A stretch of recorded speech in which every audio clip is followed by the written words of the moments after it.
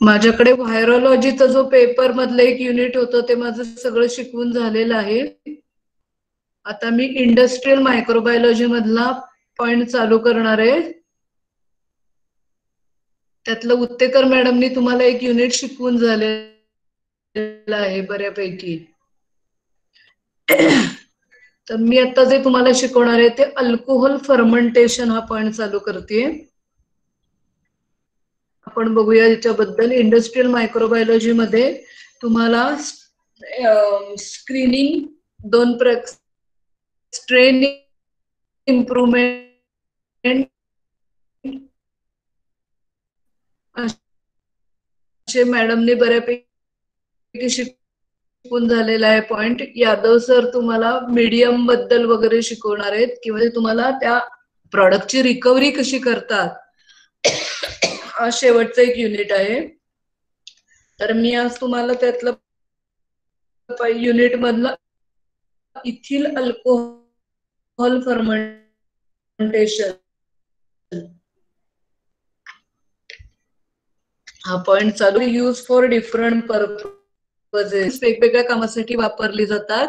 Chemical in chemical reactions as a solvent in fermentation industries. Fermentation मध्ये वेगवेगळ्या इंडस्ट्रीमध्ये अनेक प्रकारची सॉल्व्हंट्स वेगवेगळ्या कामासाठी वापरली जातात. फॉर एक्झाम्पल एथेनॉल, मेथेनॉल, ग्लिसेरॉल, ब्युटेनॉल, 2,3-ब्युटेनडायॉल असे अनेक कंपोनंट आहेत. असे अनेक केमिकल्स आहेत, सॉल्व्हंट्स आहेत, ती वापरली जातात.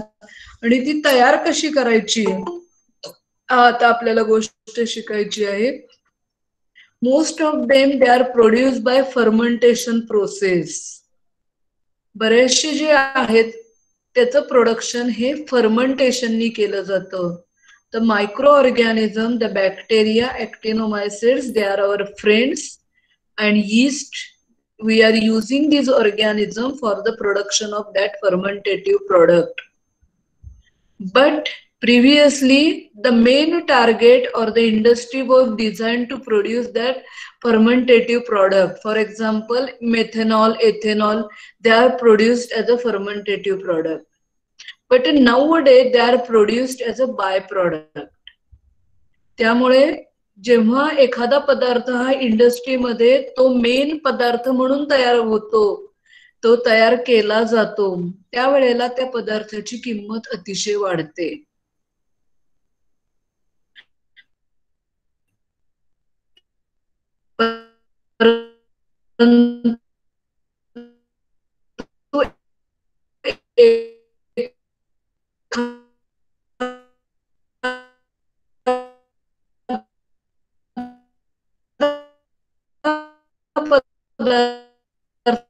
तुम्ही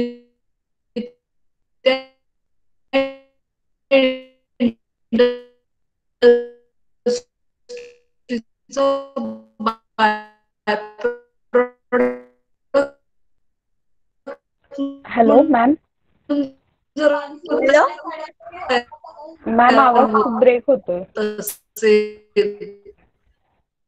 तर त्या प्रोडक्टची मार्केट मधली व्हॅल्यू कमी येते. कसं जरा लक्ष द्या. आपण एखाद विकतो पण त्या साखरेबरोबर, हॅलो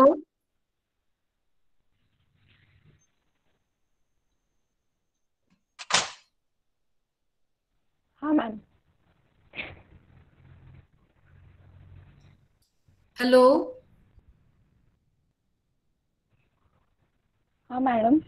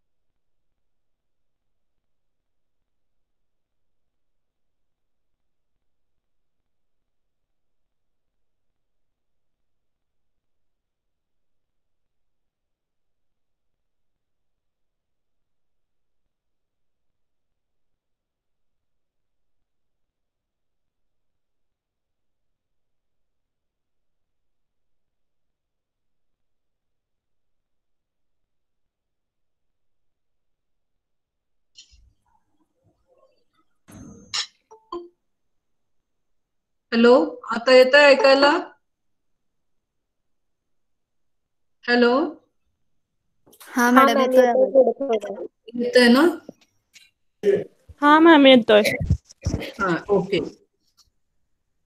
आता मी परत शेअर करते माझी पीपीटी.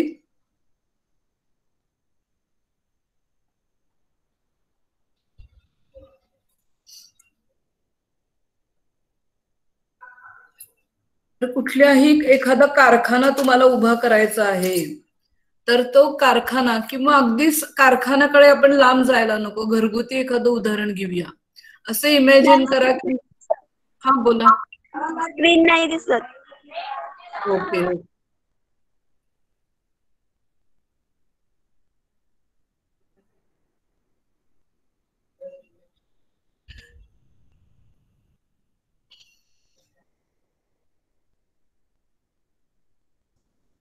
आपण एखादा कारखाना उभा करायचा, ह्या इतक्या लांब जरी समजा गेलो नाही, असं इमॅजिन करा. दिवाळीतली आता दिवाळी जवळ आली आहे. मी दिवाळीचे अनेक पदार्थ करते, त्यातली माझी चकली खूप छान होती. आपण असं इमॅजिन करूया. तर तो पदार्थ करत असताना मला तो तयार करून जेव्हा मार्केटमध्ये मी विकायला ठेवीन, तेव्हा त्या पदार्थाची किंमत ही मला कशी ठरवावी लागेल?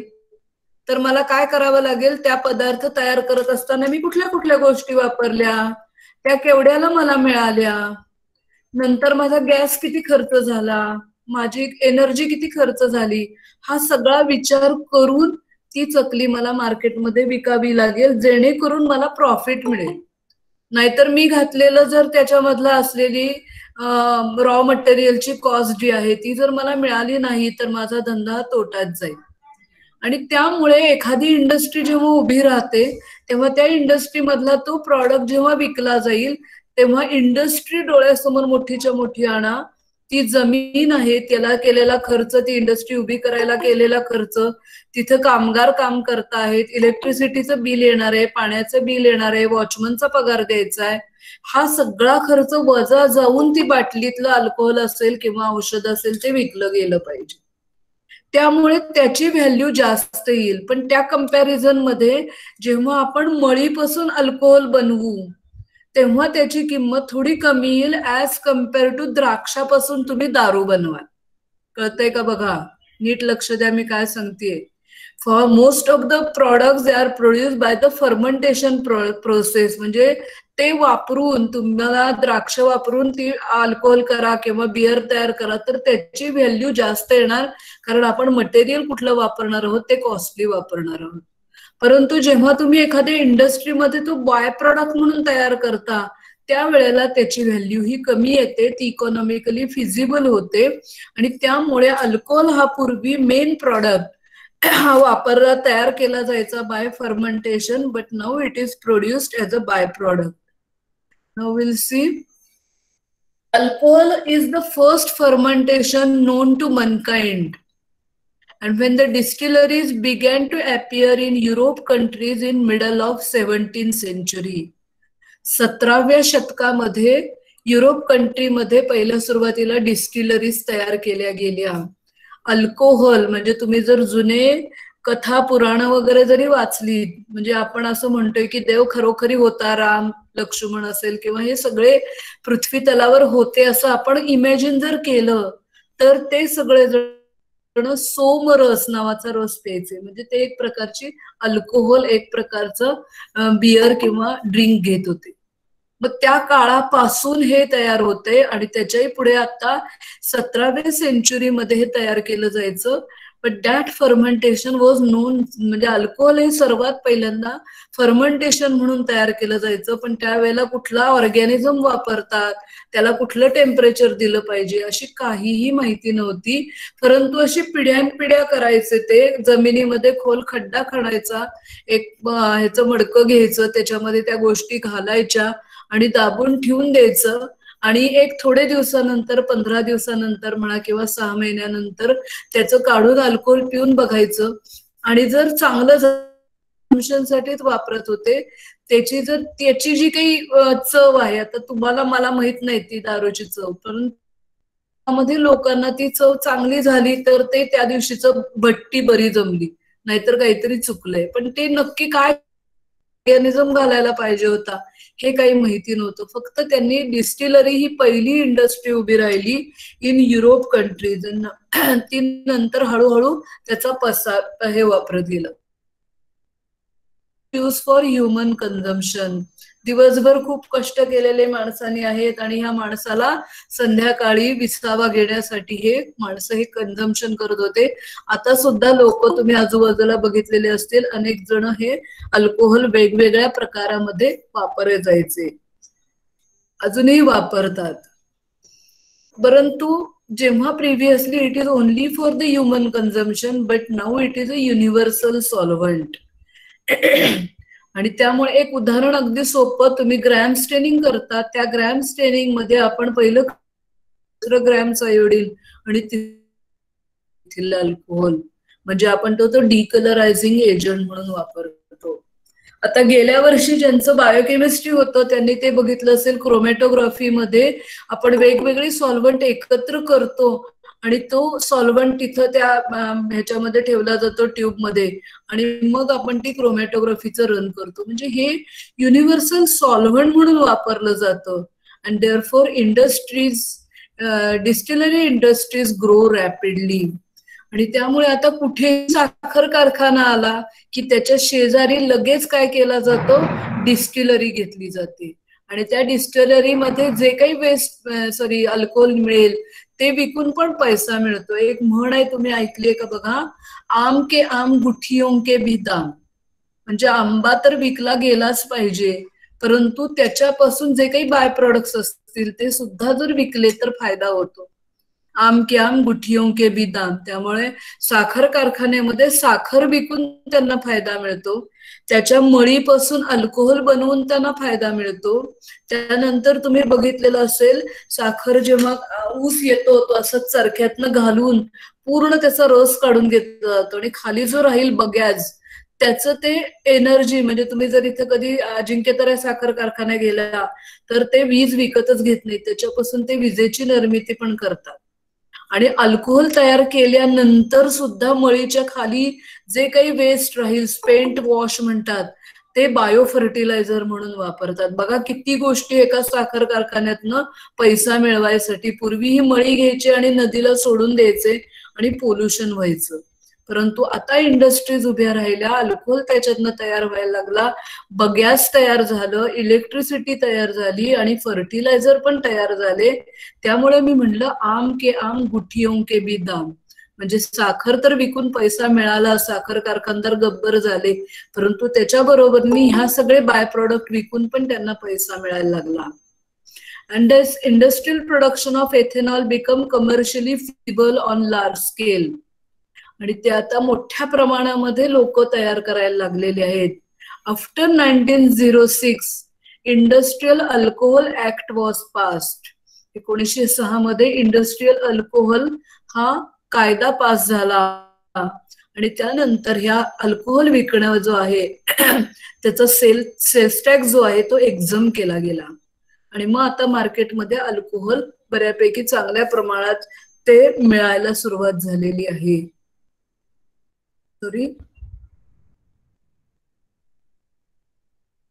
आता प्रश्न येतोय की आपल्याला मायक्रो ऑर्गॅनिझम कुठले वापरू शकतो आपण. Micro organisms used. When molasses is the raw material, then one can use a Saccharomyces cerevisiae. हे यीस्ट आहे, हे त्याचा फोटो आहे, Saccharomyces cerevisiae. यीस्ट आहे हे बडिंगनी. तुम्ही जर बघितलं या चित्राकडे तर मेन यीस्ट दिसेल आणि त्याच्या शेजारी तुम्हाला त्याचा बड, एक छोटे छोटे कळ्या त्याला आल्यात असं दिसेल. बडिंग प्रोसिजरनी हे त्याचं रिप्रोडक्शन होत असतं. While one can use the Torulopsis. Torulopsis नावाचं सुद्धा यीस्ट आहे, त्याला पण बडिंग होतं. हे त्याचं चित्र आहे. टोरिलॉप्सिस सुद्धा वापरता येऊ शकतं. Kloeckera, it is also one type of yeast which can be used for alcohol fermentation. Here is the picture of Cloacaera. Candida, it is also used for the fermentation, alcohol production साठी हे पण वापरलं जातं. आता ह्याचं एक practical टीवायला तुम्हाला यायला आहे परीक्षेला किंवा रेग्युलर घ्यायला. कॅन्डिडा अल्बिकन्स असं नाव आहे की ज्याच्यामुळे आपल्याला इन्फेक्शन होतात. कधी तोंडांना लहान मुलांचं करून अगदी तान्ह बाळ जे आहे बाटलीने वगैरे दूध पितय तर त्याच्या तोंडामध्ये असा पांढरा एक हे थर जमा होतो की त्याला कॅन्डिडा इन्फेक्शन म्हणतात. युरिनरी ट्रॅक्ट इन्फेक्शन पण याने होतो. These are the different yeast which can be used for alcohol production. Along with this yeast, some mucor and bacteria can be used. Molasses जर आपण वापरलं असेल, then one can use many types of yeast: Saccharomyces cerevisiae, Torrilopsis, Cloacara, Candida, along with some mucor and bacteria also able to produce the alcohol. Common yeast species कुठले वापरले जातात? The most common species is Saccharomyces. Amongst them Saccharomyces cerevisiae. MCQ ला बरेच वेळा विचारला जातो. It is considered or called as known as a top fermenter yeast. आता तुम्ही इंडस्ट्री डोळ्यासमोर आणा. तुम्हाला फर्मेंटर म्हणजे मी आता जी HODच्या केबिन मध्ये बसलेली याच्यात दुप्पट एवढे मोठे मोठे फर्मेंटर त्याच्यामध्ये असतात आणि त्याच्यामध्ये हा यीस्ट ऑर्गॅनिझम टाकला.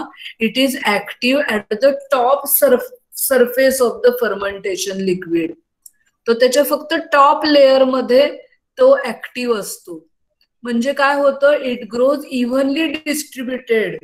तो आता ही जर बाटली आहे, हा फर्मेंटर आहे असं तुम्ही इमॅजिन केलं तर फक्त तो वरच्या लेअर मध्येच इथे वाढतो. Either as a uniform layer, तो वरला असा एक थर साय आल्यासारखं करू शकेल किंवा it may be form a ring like structure at the top. या पद्धतीने पण करू शकतो. While Saccharomyces carsbengensis is known as a bottom fermenter yeast. त्याला bottom fermenter yeast म्हणतात, which develop at the bottom of the vat. त्या व्हॅटच्या फक्त बॉटमला तो वाढतो आणि ते बॉटमला वाढलेला आहे. It is whirled up in the fermenter. तो खाली वाढला की तो वर वर ढकलला जातो. Because in alcohol fermentation CO2 is evolved. Tremendous amount मध्ये CO2 तयार होतो आणि हे दोन स्पेसिस मॉर्फोलॉजिकली बायोकेमिकल कॅरेक्टर हे त्याचे वेगवेगळे आहेत. हे मोस्ट कॉमन यीस्ट वापरले जातात. तर आपण थांबूया. मॅडम तुमचं लेक्चर घेतील. बाकीचं मी तुम्हाला नेक्स्ट लेक्चरला शिकवते.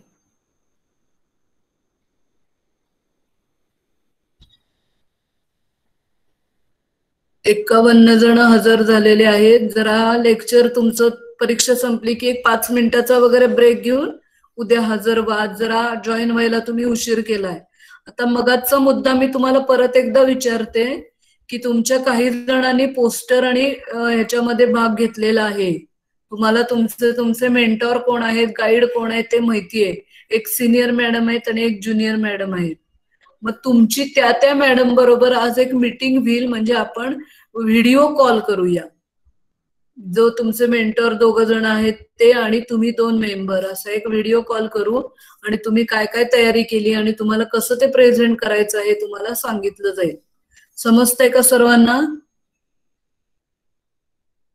ऐकायला आलं का? हा मिस. कळलंय ना? हा. आज दुपारी आपण हे तुमचं झालं लेक्चर, डब्बा वगैरे जेवण वगैरे करा, 1 तासभर विश्रांती घ्या, अभ्यास करा जा आणि दुपारनं आपण घेऊया. मी आता हे स्टॉप करते. मॅडम तुमचं पुढचं लेक्चर घेतील.